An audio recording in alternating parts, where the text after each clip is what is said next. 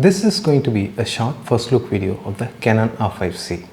And in this video, I'm not going to talk about the picture quality or the dynamic range because by this time you would have seen the reviews. But what I'm going to focus on in this video is that the things that they haven't told you and you haven't noticed. Okay, let's jump into it right now.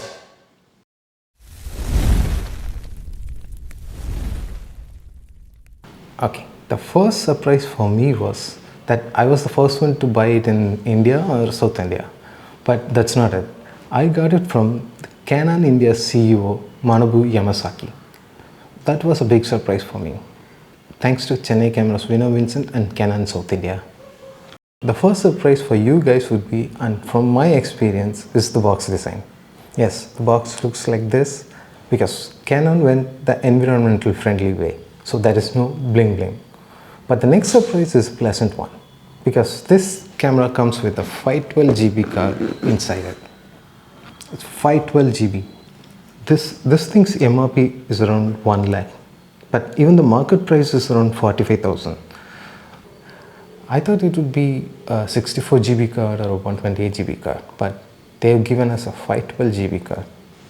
But this 512GB is more like a 64GB or 128GB card when you record 8K RAW. But still, this 512GB is a really good surprise.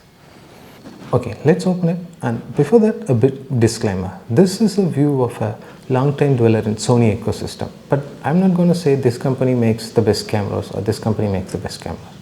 I'm just going to say my view of it and my experiences of it. And my journey started with a Canon Rebel T3i. And then I got a Sony A7S, and then I got a A7 III, and then I bought a Red Komodo, and I'm shooting this video on that camera. But I'll tell you why I bought this camera.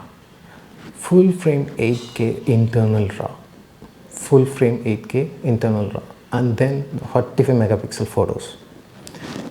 You may not want it, but you may need it. Because I took 500 photos of this camera and made a 3D model of it. Now I can use it in After Effects or Metaverse or in any animation. This is called photogeometry and this is very useful in product photography.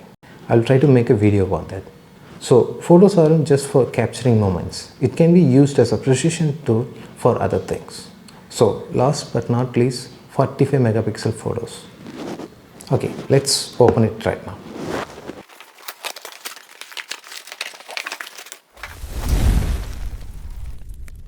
The first thing I noticed is there is no hard edges on this camera. Okay. I'm from another ecosystem, but still this camera has no hard edges. No hard edges means you can hold this camera at any angle or at any place for a very long time. The size and weight is just right. It's not small, it's not big, it's not heavy, and it's not light. Maybe it's on the lighter side. Okay. And this is very perfect for a gimbal use. I mean, it's the right combination. Okay, the next thing I like the most about this camera is, I think this is my favorite of this, is the LCD cap. In most cameras, you have to make a hook or weird hand gesture to pull the LCD screen out. But in this camera, it's just a flip away. And they have made the design in such a way that it's very easy to flip the screen. And because they had a cutout here. That is very good of Canon. And I started doing this repeatedly, unconsciously, whenever I hold this camera, because that is how much I like it. And the next thing you will notice is that there is a lot of buttons. Okay, it has around 13 customizable buttons and 2 wheels and an extra ring on the lens to customize. So that is why this is going to be a first look video and not an in-depth review, because there is so much to talk about this camera. And one small thing, naming on the outside is for videos. Like I said in my previous videos about the Sony icons, the one with the mountains is for photos and the one with the film reel is for videos. Like that, here the outside letters are for videos, which you can find it easily. And the next one is the exhaust fan. From what I believe, the black shading ABB or the sensor calibration, the sensor should be maintained at an optimal temperature. You need active cooling to maintain an optimal temperature of the sensor, which should be the norm in all future cameras. And about the fan noise, this thing has very little noise. And if you're serious about audio, you shouldn't mount your mic in the hot shoe. You should have an external recorder. So the next one is the card slot. This thing comes with a CF Express Type B card. Remember, it's a CF Express Type B card slot because you have to buy a card reader. This camera doesn't come with a card reader. And it has another XD-XC card slot. Okay, let's come to this side. The micro HDMI port. I think it's my luck because I had a Sony A7S which had a micro HDMI, and at that time it was really hard to find a micro HDMI cable. And the next one I had was the A7 III, that too had a micro HDMI. But in R5C, it's a different story because you have all the best codecs internally recorded. You just need the HDMI port to monitor the camera. So it's okay in my books, but still this will get damaged in the long term.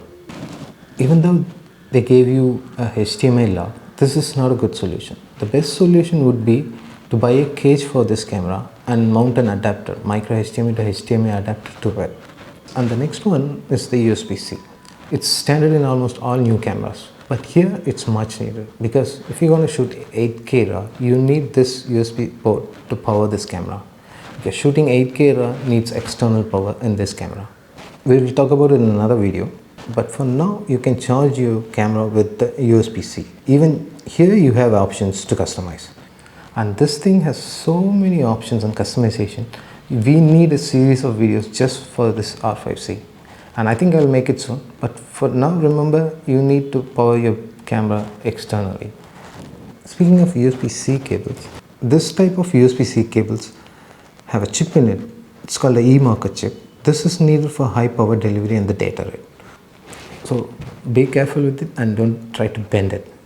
And speaking of charging, the worst thing is the battery charger. There's no battery level indicator. It just blinks. If it blinks once, it's 0 to 25. When it blinks twice, it's around 50%, and it blinks thrice, it's 75%. This is one of the few worst chargers I have ever seen.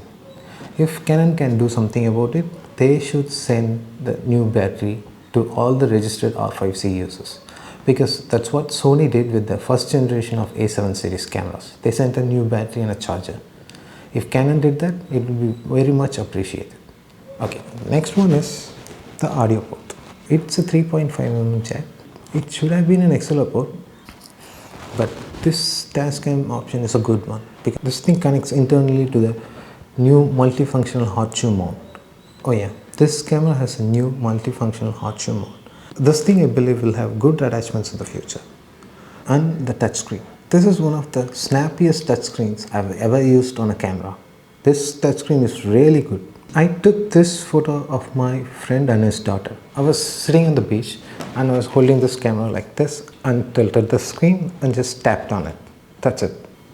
And to my surprise, the second or microsecond I touched the screen, it took the photo. And the lag is surprisingly undetectable. I thought it would have a delay, but no, this touchscreen is snappy. And I took this photo in a Canon 85mm 1.2 DS, defocus smoothing. The review for this lens is in the making, and what's even better is there is going to be a comparison video between Otis 85mm and the Canon 85mm 1.2, because this thing costs around 2.8 lakhs, which is in the same ballpark of the Otis lineup. So just for fun, we'll compare these two lenses. And what's even better is there's going to be another comparison between the Canon R5C and the Red Komodo. Okay, let's wrap up this video with the biggest question. Is it worth it? And who is it for? Is it for videographers and cinematographers? Yes, definitely yes, because this is a cinema camera. And is it for photographers, wildlife photographers, wedding photographers? Yes, definitely yes. This thing can take 45 megapixel photos. So if your budget is within this range, and even if it's a bit low, I would suggest you go for this camera because this is that good. And if you're still not convinced, wait for the next video on image quality and in-depth review. Maybe you will change your mind. Thanks for watching. See you in the next video. Bye.